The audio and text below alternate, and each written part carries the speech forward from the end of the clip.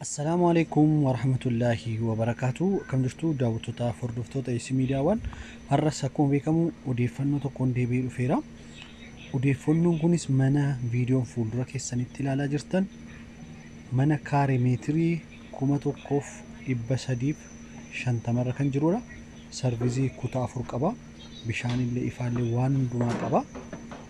Manni kun kaartaa irratti kan barreeffamee jiru kaaree 500 yogguu ta'u, walumaa galatti manuu akka qabiyyeetti qabatamee kan jiru garuu kaaree 1350 bal'isni isaa baay'ee guddaadha. Kaaree 1350 jechuun baay'ee guddaadha. Kaartaa irratti akkuma isinitti hime kaartaa irratti kaaree 500tu itti ba'ee jira. Seera qabeessa jechaadha. Isaafitti immoo lafa magaalaati. Kaartaan ittiin baanee lafa saafetti kaaree 500 irratti jira. Garuu seera qabeessa abbaa qabeenyaasaa kan isaa ta'uusaa mirkanaa'ee seera bukkeetti kan beekamudha. Mormii tokko illee hin qabu jechaadha. Manni kun kan argamu magaalaa Jimmaatti. Magaalaa Jimma keessaa naannoo Addaasaa Reeferaal Hospitaal bakka jedhamu bakka hospitaala guddaatti jechaadha. Naannoo sanatti argama.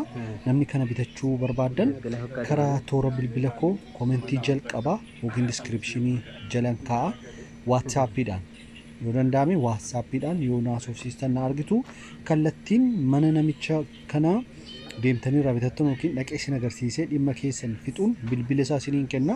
Ani akka achiif gatii hin jirreef jechaadha. Walumaa galatti viidiyoo kana sirriitti daawwadhaa.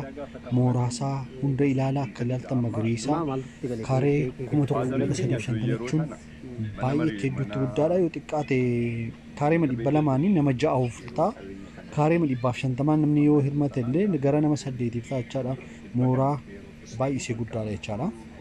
Akkuma isitti hime magaalaa Jimmaa naannoon Addaasaa Reeferaal Hospitaal bakka jedhamutti argama. Manni isaa akkuma ilaalaa jirtan kana fakkaata jechaadha. Gatiin isaas akkuma illee homaan jedhu akka naannoo Jimmaatti miliyoona 3 jedhu. Garuu akka naannoo biraatti kun miliyoona 20-30 baata. Miliyoona 3 gatiin isaa karaa tola bilbila kana dubbisuu dandeessu.